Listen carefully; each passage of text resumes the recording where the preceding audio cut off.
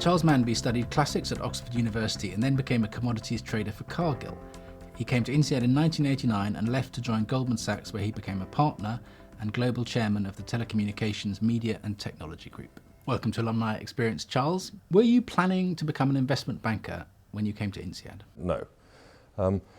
In fact, it was about 6 weeks in here. I was sitting in the upper gallery doing something. I saw various of my colleagues wandering around in a suit. And I said, what have you got a suit on for? And they said, well, we're going for our summer jobs interviews. And I thought, oh, God, you haven't thought about that. So I actually went back to Cargill for the summer and did a summer job, effective consulting project for them. And I did reach out to investment banking at that time, largely through a friend who said, Charles, you ought to go and do this. You've made a successful career in investment banking. What is the basic skill set you need as a banker? You have to be numerate. Yeah? You don't have to be.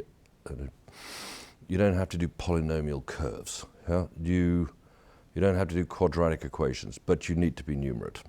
You need to be able to communicate, and then the most important is you need to get a sense of trust that you are on your client's side, and that you're going to fight for him, that you're going to push back on him. And then I think the next bit, if you talk about what do you need to be successful in investment banking, I think it goes back to classics. And it goes back to the ability to write an essay. Essays have a beginning, a middle, and an end.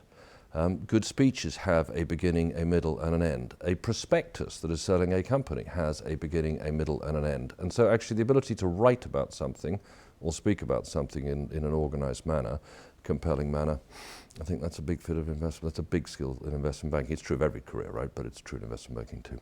Talking about trust, Goldman Sachs and other investment banks have come under this criticism from clients who say something like, I thought you were my advisor, but actually you were treating me as a counterparty and expecting me to look after my own interests.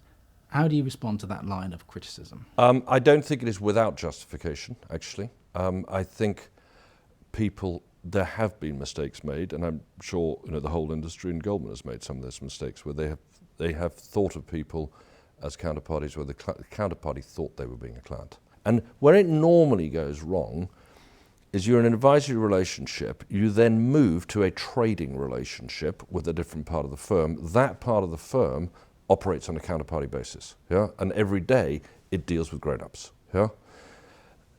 As you move across, you can lose that gap. So we have lots of case studies about this. We sit, our VP training and our managing directing training, we sit them in a room and we say, okay, look at this case study.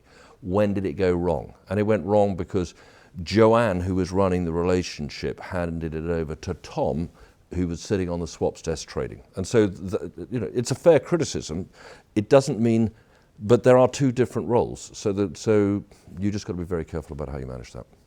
What do investment bankers do all day? They intermediate transactions.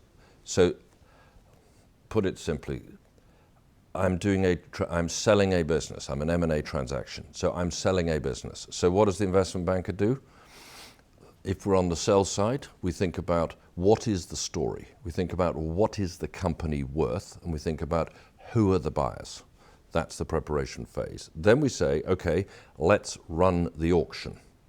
And the point at which we then run the auction, you run it broad, you run it narrow. In the end, you only need two. You need two who want to compete, who want to win. And then we run that process.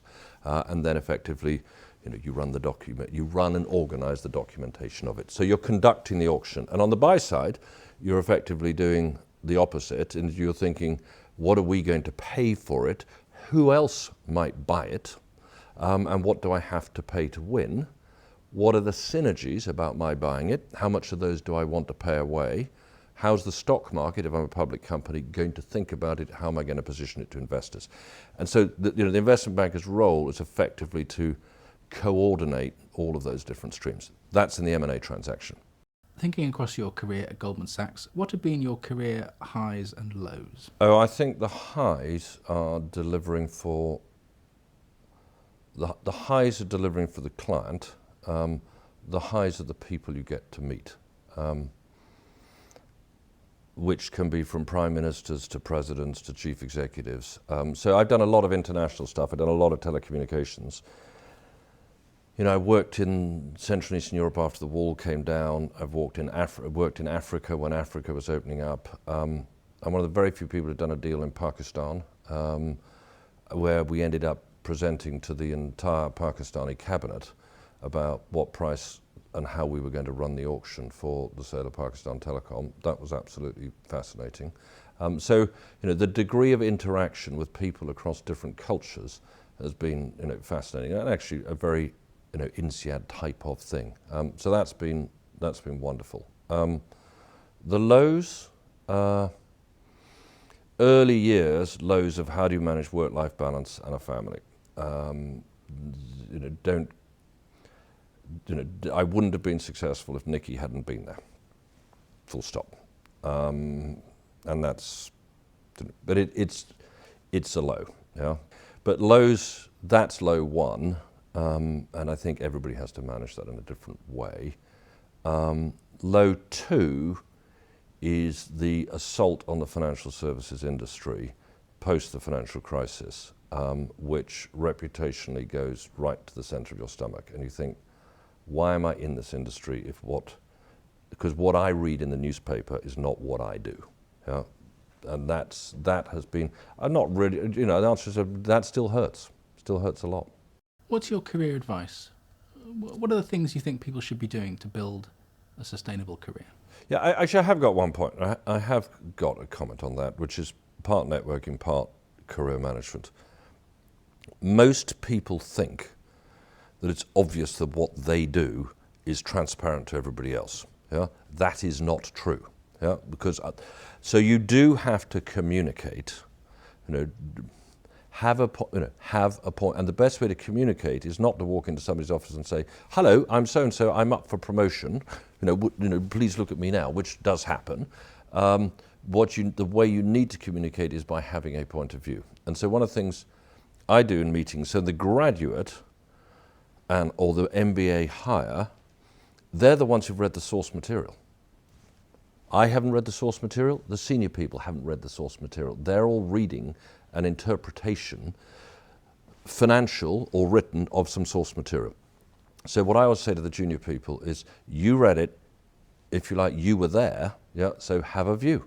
And they find it hard, but I spend a lot of time on meetings just cutting out the senior people and just talking to junior people. And so having the confidence to speak up and understanding that you are the most informed person on that subject in the room. You may not have the experience of having looked at N different situations, but you know the most about that subject, so speak up.